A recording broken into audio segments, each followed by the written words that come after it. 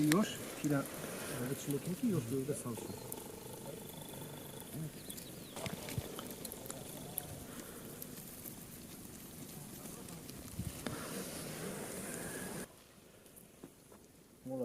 همین 8 روز قطعی سفر کار کرده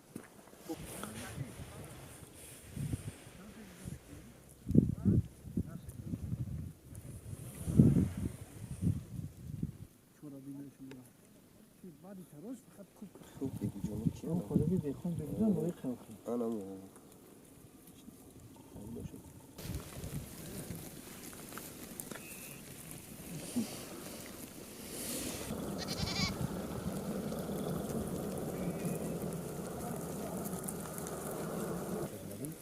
اوه زمان سریعت براندن شما اساسا شد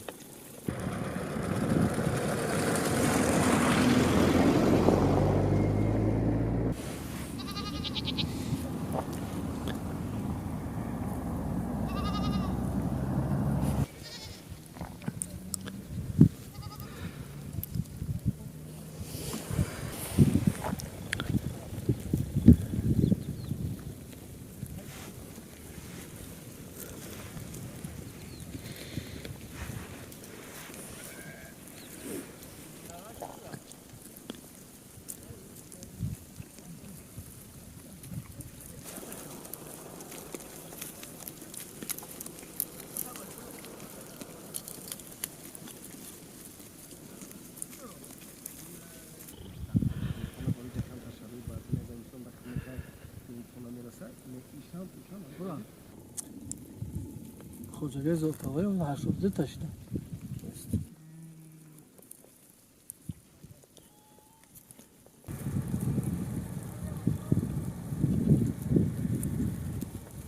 خیلی چرا بکنم چرا زمینش گرفتن خودش بود برو بالا اون یا خوزگه که موندگیه باید